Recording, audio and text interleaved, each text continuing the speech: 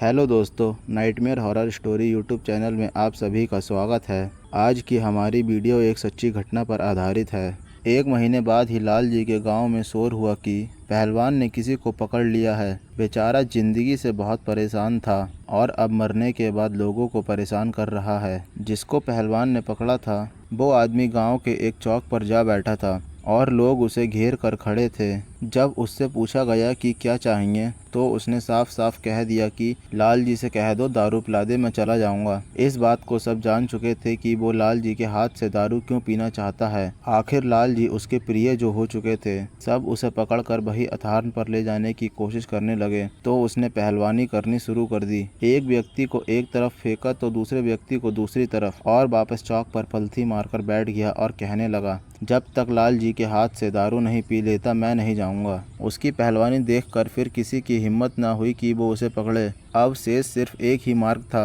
कि लाल जी को बुलाया जाए। सबने जाकर लाल जी को बुलाया और लाल जी इस बार तुरंत तैयार हो गए। शायद उन्हें कुछ प्रश्नों के उत्तर चाहिए थे। वो तुरंत जाकर वहां पहुंच गए। वो पहलवान उन्हें देखकर ऐसे खुश हुआ जैसे किसी अपने से बरसों बाद मिल रहा हो। लाल जी आओ, देखो ये लोग मुझे मारने आ रहे थे। उसने अपना झूठा सा दर्द बयां कर लाल जी की सांत्वना पानी चाहिए। क्यों परेशान कर रहे हो? दारू लेनी है तो किसी और से भी ले लो, मुझे क्यों पीड़ित कर रखा है? लाल जी ने अपने दर्द की वजह उसी को बताते हुए अपना दर्द बयां कर दिया। नहीं, तुम्हारे हाथों से मुझे तृप्ति मिलती है, उसने कहा। तब तक लाल जी ने चोटिल उन दोनों व्यक्तियों को देखा। क्यों मारा इन लोगों को? पहलवानी करनी है तो जाकर अखाड़े में करो, लाल जी ने चोटिल उन लोगों की तरफ से कहा। इन लोगों ने मुझे मारा और लाल जी अखाड़े में जिंदा लोग जाते हैं, मैं वहां नहीं जा सकता, उसने समझाने की तर्क में लाल जी से कहा। और लाल जी भी वजह समझ गए थे। वो वजह मैं यहाँ आप लोगों को नहीं बता सकता।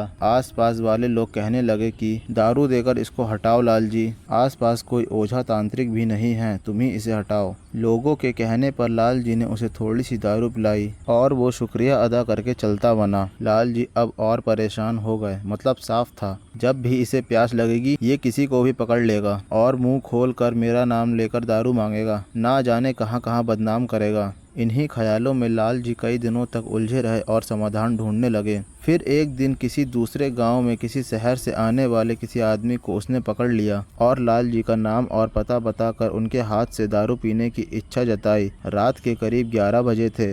गांव में 11 बजे का वक्त अत्यधिक आधी रात का वक्त हो जाता है। उस वक्त पर कुछ ही व्यक्ति लाल जी के घर आए, साथ चलने की प्रार्थना करने लगे, यहाँ तक कि पैसों की पेशकश तक कर दी। एक तो लाल जी का आलस्य, ऊपर से रात का वक्त, दोनों ने पहरे लगा रखे थे। मगर इतना परेशान उन लोगों को देखकर वो जाने के लिए राजी हो गए। वहां पहुंचते ही लाल जी को देखकर वो खुशी से बोला, आओ लाल जी।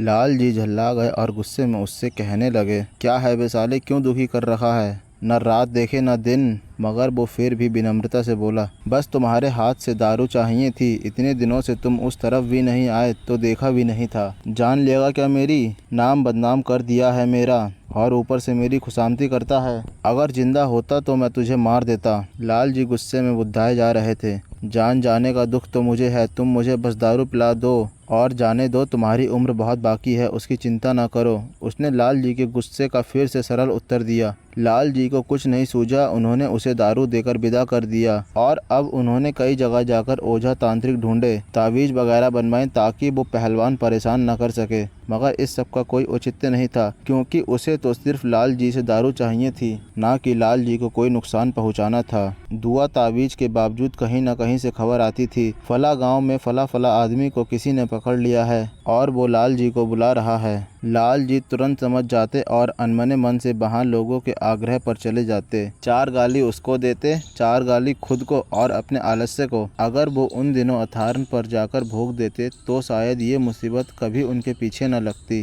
कभी बरसात, कभी जलती धूप, कभी रात, कभी सुबह, कभी कहीं तो कभी कहीं से कोई आ जाता कि लाल जी चलो दारू देके उसको बचा लो। उन्हें अपना काम छोड़कर भी जाना पड़ जाता। लाल जी को ये सब करते हुए करीब 1 साल बीत चुका था। अभी तक उन्हें कोई काबिल जानकार नहीं मिला था कि वो अपना पीछा छुड़ा पाते। जो मिले भी उन्होंने हाथ डालने से मना कर दिया। एक बार कहीं से एक जोगी घूमता फिरता न जाने कहां से उस गांव में आ गया। उसने लाल जी के घर का पता पूछा और लाल जी के घर पहुंच गया। लाल जी ने जब एक अनजान आदमी को देखा तो वो तुरंत तैयार हो गया कि फिर से उसी ने किसी को पकड़ लिया है जिससे ये जोगी बुलाने आया है।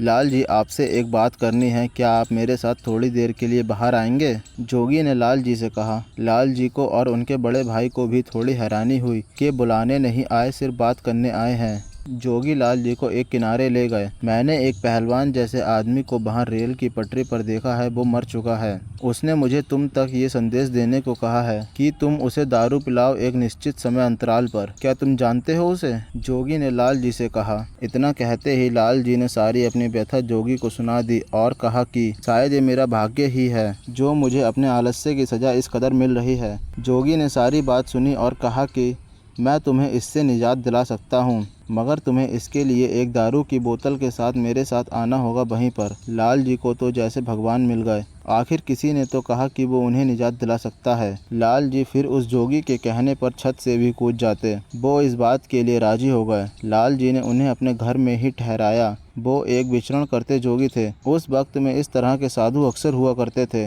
जो अपना ठिकाना एक जगह नहीं बनाते थे और जन कल्याण में जीवन समर्पित कर देते थे। वो लाल जी के घर एक दिन रुके और सिर्फ फल आहार किया। रात में उन्होंने लाल जी से उस पहलवान के स्थान पर एक शराब की बोतल रख के आने को कहा और फिर लाल जी से सो जाने के लिए कहकर खुद रात भर जागते रहे और ना जाने बिना किसी सामग्री के कौन सी क्रिया करी। सुबह उठकर उन्होंने एक डिबिया सी दिखाई लाल जी को, उनके बड़े भाई को और कहा इसे रख लो। जब कभी पहलवान से कोई काम करवाना हो तो ये डिबिया खोल कर थोड़ी सी शराब पिला देना, तुम्हारा सारा कहा मानेगा, लेकिन इस डिबिया को कभी खाली मत करना। लेकिन लाल जी और उनके बड़े भाई दोनों ने उसे रखने से मना कर दिया और भेंट स्वरूप जोगी बाबा को नए वस्त्र दिए, जिसे उन्होंने खुशी से स्वीकार किया और अपने रास्ते चल दिए। लाल जी के लिए तो वो साक्षात भगवान का अवतार थे। तब से लाल जी ने निर्णय लिया कि आलस्य को दोबारा हावी नहीं होने देंगे और ना ही बिना जाने कहीं भी किसी को भोग देंगे। दोस्तों, इस घटना को जानने के बाद ये सीख मिली है कि कहीं भी किसी के भी नाम से भोग नहीं देना चाहिए, क्योंकि हम नहीं जानते कि उसे कौन ले रहा है।